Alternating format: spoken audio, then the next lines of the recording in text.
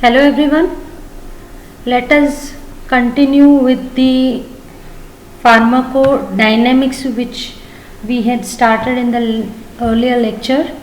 So in the last lecture we have considered the principles of drug action and the different targets of the drugs, where exactly the drug will interact with and produce the action. So we have seen that there are four main targets of your drug, that is the enzymes, then the transporters, the different transporters which are used by the drugs or the endogenous substances.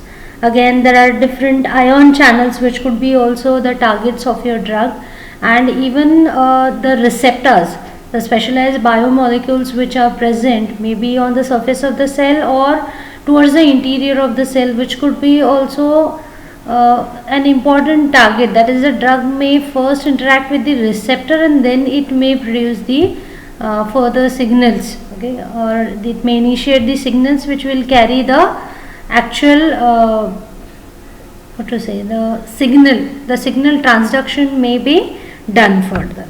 Okay, so with this let us continue with the pharmacodynamics, that is what exactly the drug is doing to the body. Okay, that means how exactly the actions are produced. So now further on we have seen what are the different principles and what are the different targets with which the drug will interact with. Now in today's lecture we will focus mainly on the receptor theories, then the types of receptors, the subtypes of the receptors, then drug effect, drug action. So these are some of the aspects which we are going to cover today. So coming to the receptor theories, there are two important theories which have been put forth to describe the interaction of the drug with the receptors. Okay. Now the first theory which was put forth is the receptor occupation theory, to explain how exactly the drug interacts with the receptor and how exactly the effects are produced. Okay. Then the second theory which was put forth, which is actually more appropriate or which better describes the interaction of the drug with the receptors, is the two-state receptor model. Okay, so this one was put forth later on, which is more important one. Now let us consider both of these in detail. Now coming to the first one, that is receptor occupation theory. Okay. Now this particular theory, it was put forth by Clark in 1937. Okay. So this particular scientist, he believed that the drug action was based upon the occupation of the receptors by the specific drug. That is, a particular receptor, when it is getting bound by the specific type of drugs, so that is more important, the binding, the occupation of the receptor, how much, what is the degree of binding of your drug to your receptor, that mainly determines the drug action. Okay, so the pace of the cellular function, okay, the rate with which certain function takes place in a particular cell or a particular organ or a tissue, so that can be altered by the interaction of these receptors with the drugs. So mainly it's the interaction of your drug with the receptor which actually makes the changes in the functions of your cell.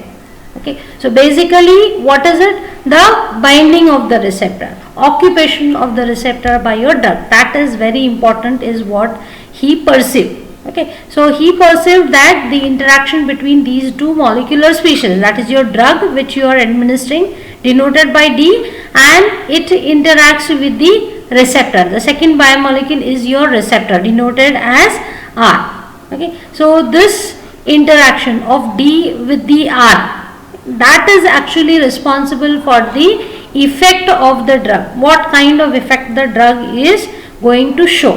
Now this interaction, which is dependent or it is governed by the law of mass action. Okay, so this results in formation of the drug receptor complex, and this in turn will determine the effect. Okay, how much of effect or what type of effect is going to be shown. So that depends upon this drug receptor complex which is formed after the drug binds to the receptor. Okay, but later on it was realized that only the occupation of the receptor, okay, that is not sufficient, okay, to elicit a particular receptor, but it was found that the bound drug, that is your agonist, which actually binds to the receptor. Agonist is something which produces the similar actions after acting onto a particular receptor, is what we have seen under the definition of agonist. Okay, so it's not only mere binding of your agonist or your drug to that particular receptor, but it must also have the ability to activate that particular receptor.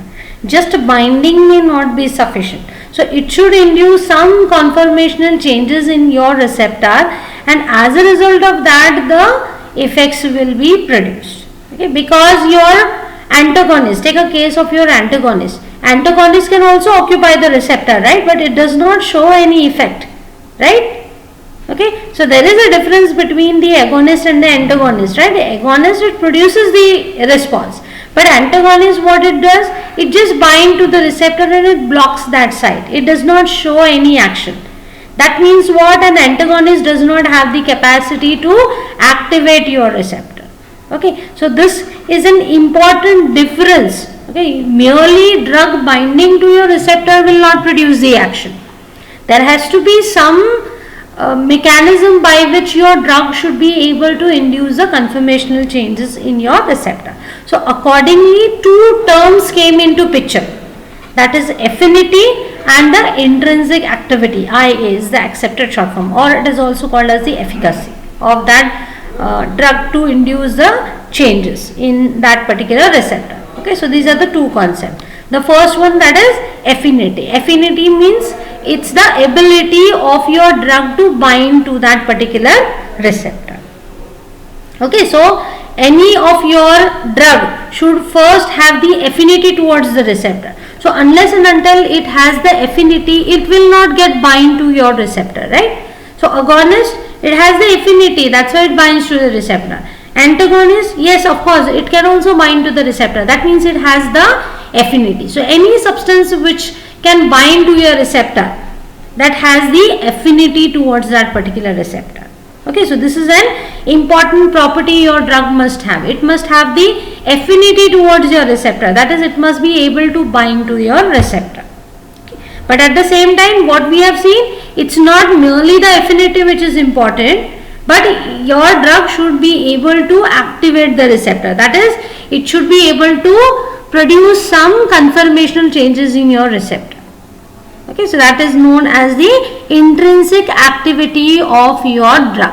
Intrinsic activity is the capacity to induce the functional change in your receptor.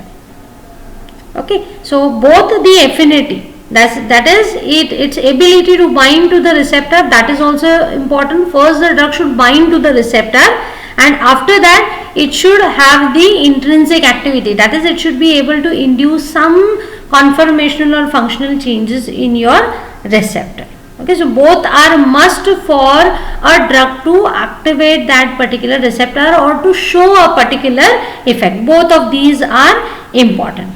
Okay, as I've told you earlier, competitive antagonists, they just have the affinity, but they do not have any intrinsic activity. They cannot stimulate the receptor. They can just bind to the receptor. That means they have affinity, but they do not have intrinsic activity. That's why competitive antagonists do not show any response. They do not activate the receptor. They will not produce any effect. They will just go and bind to your receptor. Okay, so that is the reason why another important theoretical quantity, this was introduced in that particular Clark's equation. Okay, also we have seen that certain drugs show partial responses. Okay, once it is bound, that doesn't mean that it will show full action. Some of the drugs show submaximal action or partial actions. Okay, so that is not explained by the earlier theory of Clark. That is merely drug binding to the receptor, drug receptor complex is formed and response is shown. So that doesn't explain the antagonist or the partial agonist. Okay, so one more term was introduced in between, that is the S, okay, which is denoted by S. It is known as the strength of stimulus. Okay, so when the drug interacts with your receptor, it will form the drug receptor complex.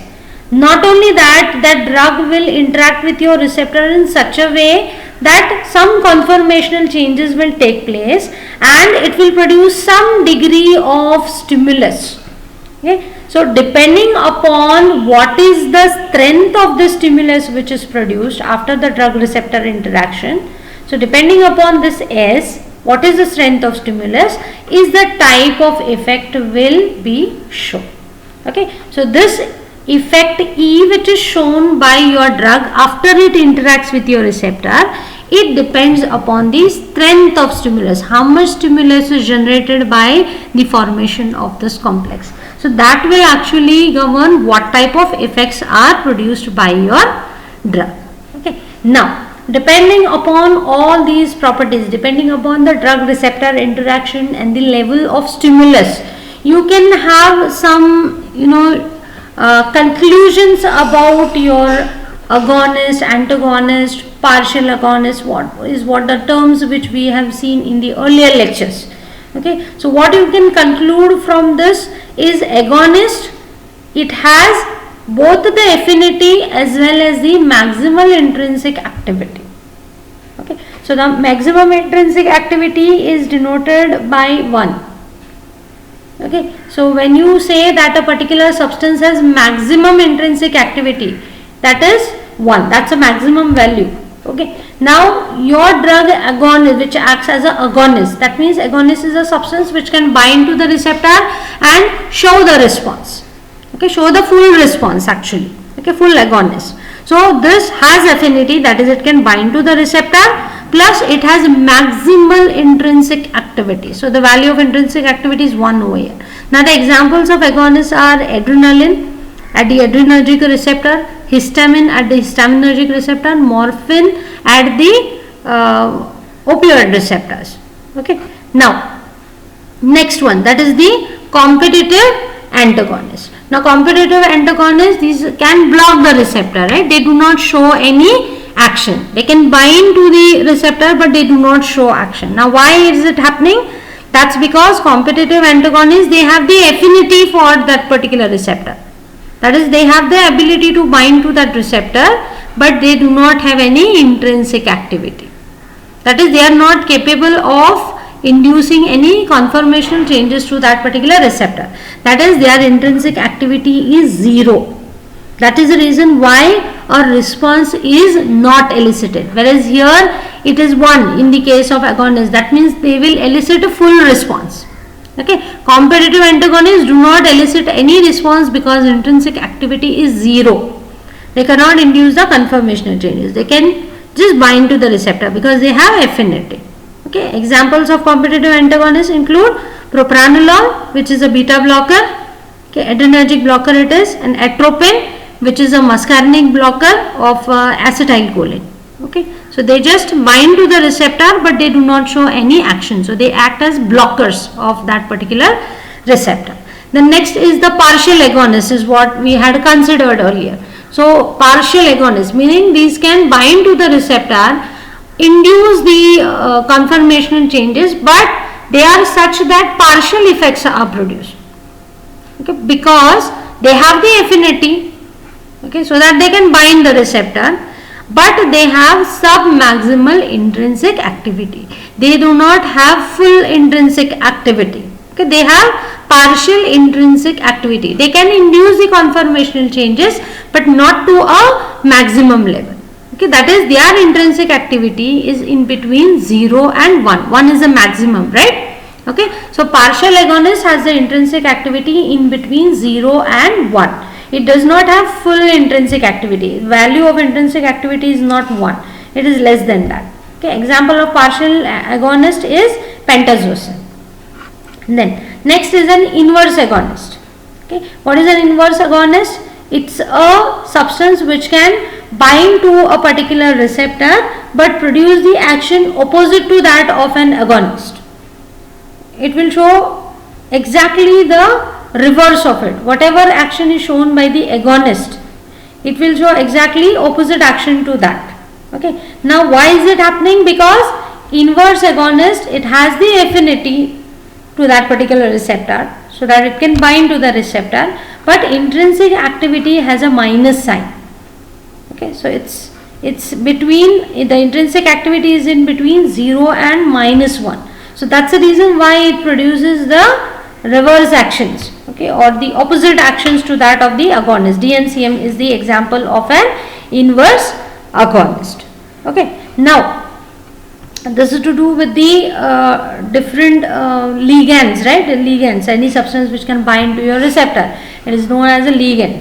So these are all the ligands because they have the ability to bind to the receptor. All of them have the affinity, but their intrinsic activity is different. That's why they have different types of effects which can be generated. Some do not show the effects. Okay, now one more concept is the spare receptors. Okay, so as the name implies, spare meaning something which is in excess, right? That's the meaning of spare, right? So now what are the spare receptors? So as the name implies, spare receptors, that means they will be receptors which are present in excess. Okay, now supposing a particular drug is administered to a particular person. Okay, now when a drug is administered, obviously for it to show its action, it has to bind to the receptor, right? Some biomolecule in your body, it will bind and it will produce a conformational changes, and as a result of this, some signaling pathways will take place and effects will be seen. Now here, how many receptors are exactly occupied by your receptor? Everywhere we have seen that they have affinity, right? Affinity towards the receptor. That is the ability to bind to the receptor. Now when you compare the number of molecules of your drug or your agonist and the number of receptors, total number of receptors which are present in your body. Okay. Now supposing, take a case, one particular drug A you are administering in a particular person.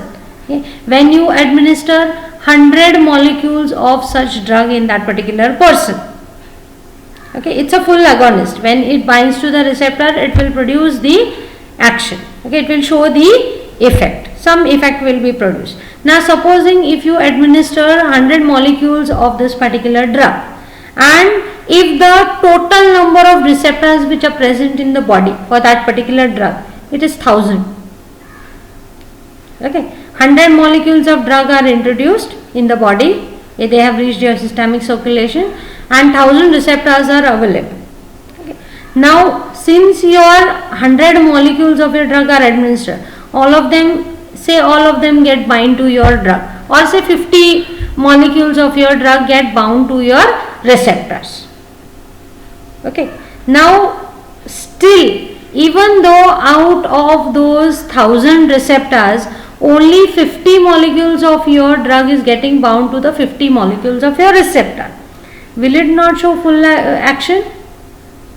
It will show, right? Because it is binding to the receptor and it will producing the conformation changes. So it happens that even if your full agonist occupies even less than 1% of the total receptors which are present in the body, still it will show the maximum response. It's not that when it is binding less number of actions, it will show less amount of action. No, it's not like that. When it binds to a receptor, induces the conformational changes, when it has the intrinsic activity of 1, obviously the maximum response will be produced, right? But here it's not necessary that all the receptors must be occupied by your drug. Okay, that means what? There are receptors in excess which are present in your body. So your drug is binding only to the 50 receptors out of 1000. So there are 950 receptors still available. Spare, these are known as the spare receptors. Okay, the receptors which are in excess. Okay, so that those are known as the spare receptors. Now coming to the second theory of the receptors, that is the two-state receptor model. Now there are some shortcomings about your first theory, okay, that is receptor occupation theory. So all of these are explained in this better in this particular model, that is two-state receptor model.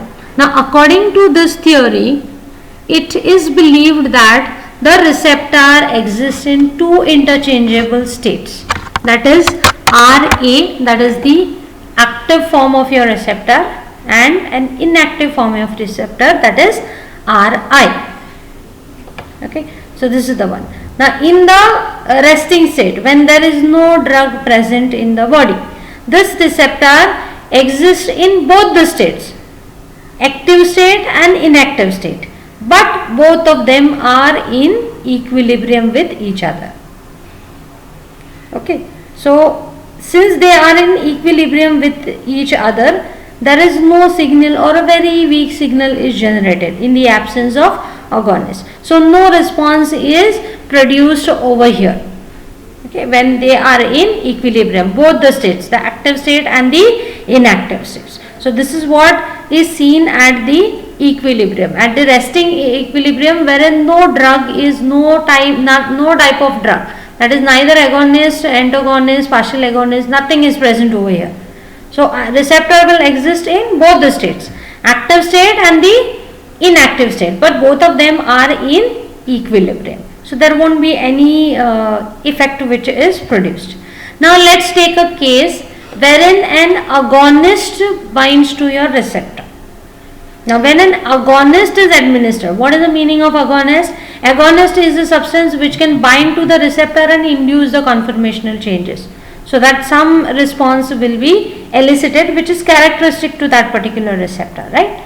Now supposing an agonist is administered, what will happen? It will bind to the receptor, but now here two states of your receptor are present, right? Active state and the inactive state. But this agonist, it preferentially binds to the active state of your receptor, active conformation, that is RA. So what happens is the equilibrium, this equilibrium, it gets shifted towards the active side. Okay, now can you see here over here? So equilibrium is shifted towards the active state. So RA predominates now. Okay, so because this active state of the receptor predominates, that's the reason why a response is generated. Okay, so agonist, it binds selectively to the active state of your receptor. So there is a shift in the equilibrium. So there will be more of active state of your conformation and the response is generated because of the interaction of your agonist A with the active state of your receptor. Okay, the next case is when a competitive antagonist is administered, say B. Okay, now what is the meaning of competitive antagonist? It can bind to the receptor, it has the affinity, but it cannot induce the conformational changes, that is intrinsic activity is 0 over here. Okay, is what we have seen according to the earlier theory. Now here how it is explained why there is no action which is produced or why there is no effect which is produced by that particular drug, okay, which acts as a competitive antagonist, is because this antagonist B, when it is administered, it binds to both the states of your receptor, that is RA, the active state, and the RB. So these antagonists, they bind to both the states of your receptor with equal affinity. Okay, so same amount will bind to the active state and the inactive state. So as a result of this, the equilibrium does not get shifted. So equilibrium will not get shifted. So as a result of which no response will be produced. Okay, so this is the reason why the response is not produced. That is, the equilibrium is not disturbed over here. In case of agonist, we have seen that it gets shifted towards the active side. So that's the reason why response is produced. But here the equilibrium is not getting disturbed. That's why there is no response. Then let's take the case of partial agonist, C. Okay. Now in case of partial agonist, it binds to both the states, the active state as well as the inactive state. But this binding is not equal. Okay, so it has slightly more affinity towards the active state. So here you can see it slices little bit higher. Okay, no doubt it gets bound to the inactive state of the receptor also, but it gets bound to the active state more as compared to the inactive state. That's the reason why it produces partial response. It's not only getting bound to the RA. When it gets bound to only RA, it will produce a full response. That is known as the agonist. But partial agonist, it can bind to both, but slightly has more affinity towards the active state of the receptor. So that's why partial response is produced. Not a full response, but a submaximal response is produced over here. The next is the inverse agonist. Inverse agonist, D. Now what we have seen, inverse agonist is the substance which binds to the receptor and it shows effects opposite to that of the agonist. Now let us see how it can be explained by this particular theory. Okay, so inverse agonist, it has high affinity for the inactive state of your receptor. This inverse agonist, it does not get bind to the active state of the receptor. Okay, so only it gets bound to the inactive state of your receptor. So what happens? The equilibrium is shifted towards the RI, the inactive state of your receptor. Okay, so here you can see it can be depicted from the size, right? So the equilibrium gets shifted towards the RI. That is the reason why the opposite response to the agonist is produced. Okay, so whatever response was produced by the agonist which has affinity for RA, it produces the response. So when inverse agonist is introduced, it will bind to the RI and exactly opposite effect will be shown by this particular compound. Okay, so this is to do with the receptor theories. Then next, coming to the nature of the receptors. Okay, now most of the receptors which are present in the body, almost all the drugs, they first have to interact with some biomolecule in our body. It has to induce some conformational changes onto that particular receptor, or some shifting in the equilibrium supposed to be done. Then and only then the effects will be seen, right? So what is the nature of this particular receptor? Okay, basically these receptors, these are the regulatory macromolecules which are mostly protein in nature. So almost all the types of receptors, these are protein in nature. It may be in any form. It may be a transporter, it may be an ion channel, okay, it may be an enzyme or a specific receptor which is made up of a sequence of amino acids. Okay, so it is basically protein in nature. Although there are few receptors, okay, which are nucleic acids. Okay, nucleic acids also do act as receptor onto which the drugs will bind to elicit particular type of receptor. Now almost all the types of receptors in the body, these are isolated, then purified, cloned, okay, to understand better the structure of that particular receptor. It's very well understood exactly what is the sequence of amino acids in that particular receptor, and it has also been cloned. Okay, so a lot has been studied about the different types of receptors in the body. So cloning, again, it has helped in understanding better the structure of a particular receptor or the subtypes of the receptor. Not only the types, but there are certain subtypes of the receptors also. Depending upon the homology, they have been divided into different subclasses also.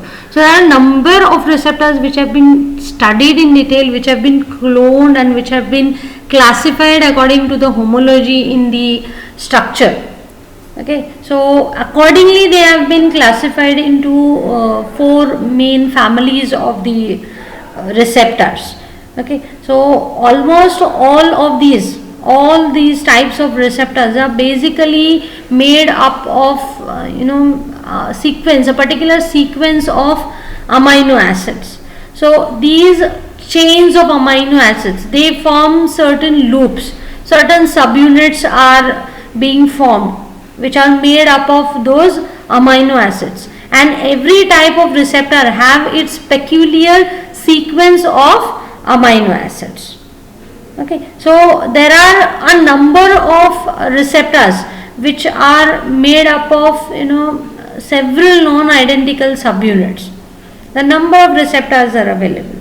So since they are different from each other, a number of agonist binding has been shown to bring about particular changes in the quaternary structure of that particular receptor. There may be some conformational changes or some subunits which undergo some kind of changes. Maybe they are moving apart, or maybe their shape is changing or something like that. Say for example, one example is quoted over here, that is nicotinic receptor. It has 5 subunits. Okay, it has 5 subunits, and when your ligand binds to the receptor, these 5 subunits which are crossing the membrane throughout, so in between there is a ion channel. So what happens when the ligand binds to the receptor, all these 5 subunits, they will move apart, and so that the pore in between will open and the ions can flow through, because we have seen that ionic substances cannot cross the membrane. So there are specialized ion channels which are located in the membranes. Okay, so likewise there are different types of receptors with different structural peculiarities. There may be subunits, there may be certain loops which are present. So some structural changes might take place, because of which the further action will be carried and certain effects may be produced. Okay, now most of these receptors which we are talking about in the body, so there are many of the drugs which can interact with the physiological receptors. Okay, now what is physiological receptor? Okay, something which is normally present in the body, and the receptor is actually utilized by some of the endogenous substances which are already present in the body.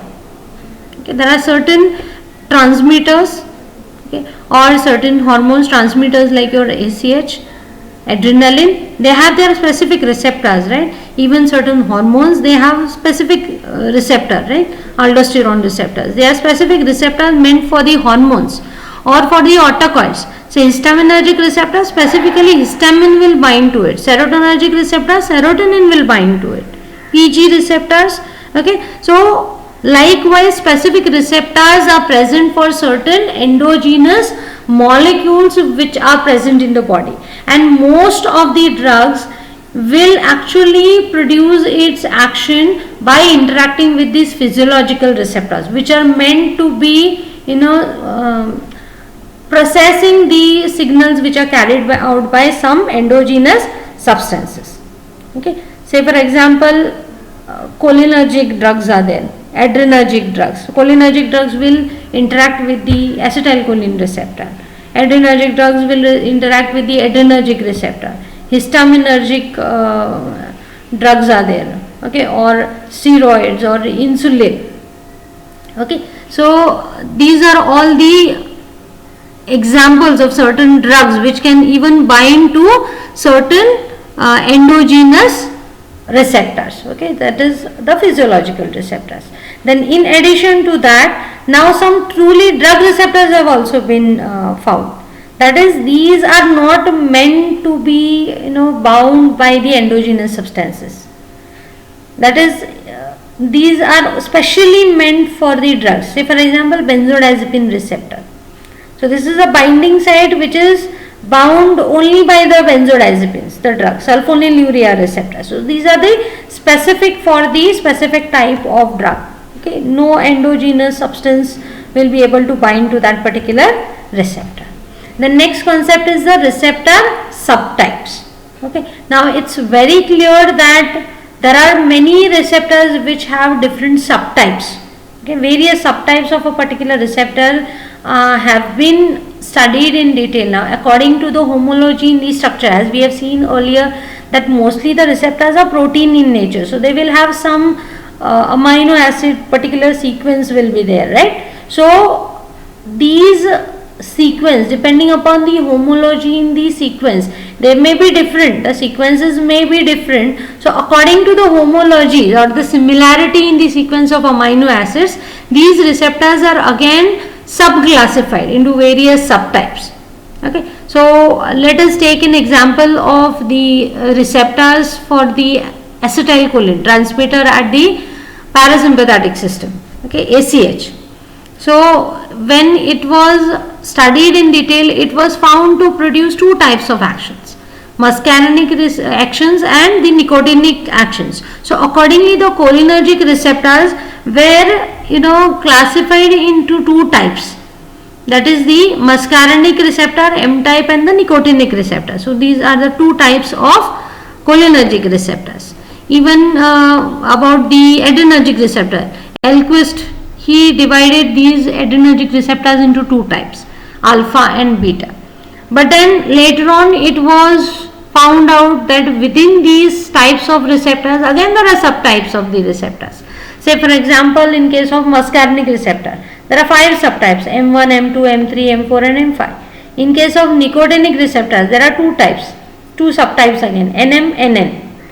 Alpha receptors, again they are divided, this alpha and beta are actually adrenergic receptors, types of adrenergic receptor. Again alpha can be subclassified as alpha 1, alpha 2. Beta can be subclassified as beta 1, beta 2 and beta 3. So likewise there are a number of receptors which are known, which have further subtypes.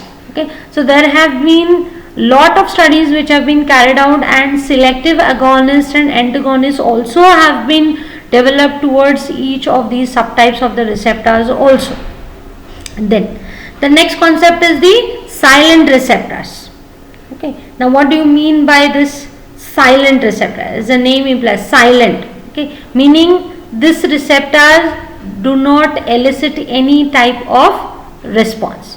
When your drug binds to this type of receptor, no effect is shown, no action, no effect is produced by the drug. Okay, so what happens over here is just your drug will go and bind to that particular type of receptor.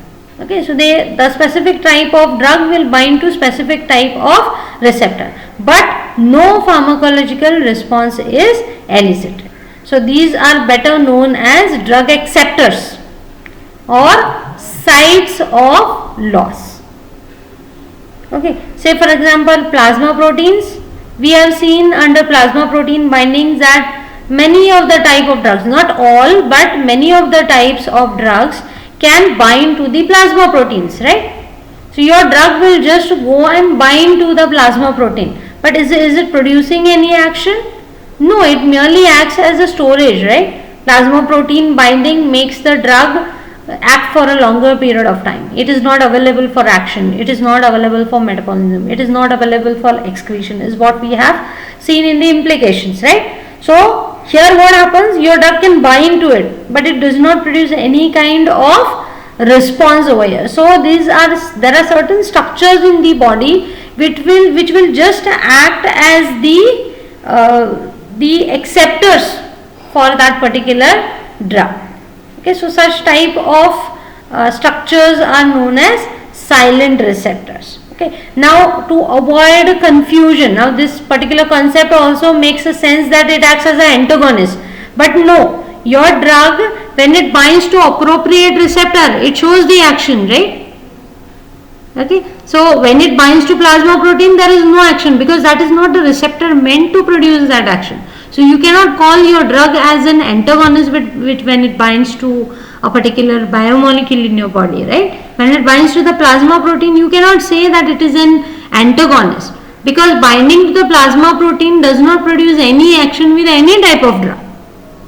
Okay, so just to avoid confusion over here, the term receptor, it is restricted only to those regulatory binding sites which are capable of generating some kind of response. When binding to that receptor produces some or the other effect, then and only then it can be called as a receptor. So that's why plasma proteins are not called as receptors. They are just binding sites. Okay. Then next concept is the action effect sequence. Okay. Now these two terms, that is drug action and drug effect, often people use it interchangeably, but they are not supposed to be, because they are not the same. The meaning of both the terms is not the same. Okay. Now let us see what exactly the drug action is and what exactly the drug effect is.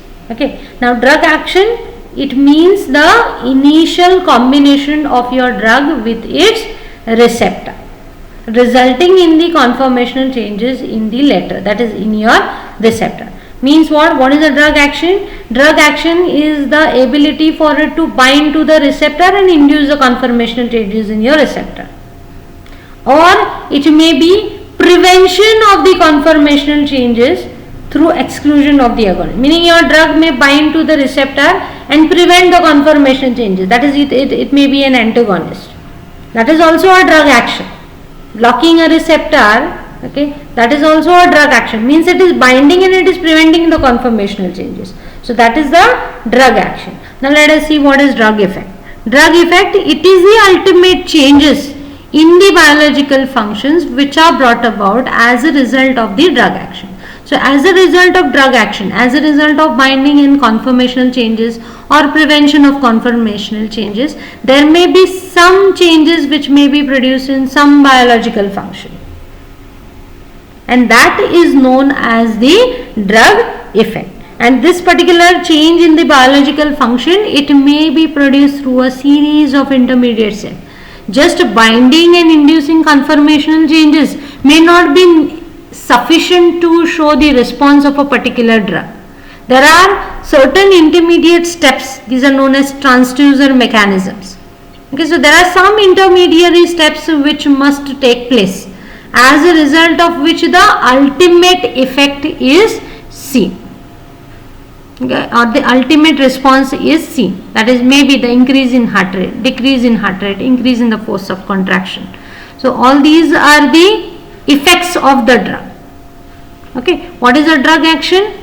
SAH binding to the cholinergic receptor on the heart, and the muscarinic receptor on the heart.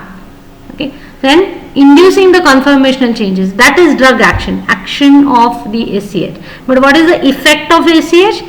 Effect of ACH is to decrease the heart rate and force of contraction. Okay, so change in the biological function is the drug effect. Ultimate effect what it shows, that is the drug effect, and its interaction with the receptor and inducing the conformational changes, that is known as the drug action. So accordingly, the receptor may serve two essential functions.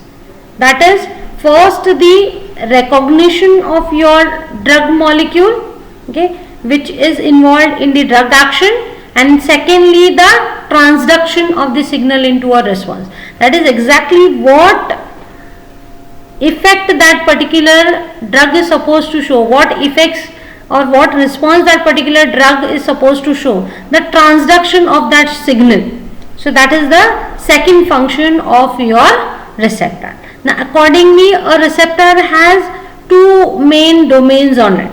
First one is the ligand binding domain, where exactly your drug will go and bind. So it's a binding site on your receptor which is specific towards, which may be specific towards that particular ligand. Okay, and second one is the effector domain, which is actually undergoing a functional conformation changes and further signaling transduction may take place. Okay, so exactly when the receptor is being bound by your drug, the type of conformational changes which are being produced, they may be different. So a varying degree of changes in the conformation may elicit various types of effects accordingly, okay, as to what drug is getting bound and what type of perturbation it is produced. So there may be a variation in the responses which may be generated. This is the reference. Thank you.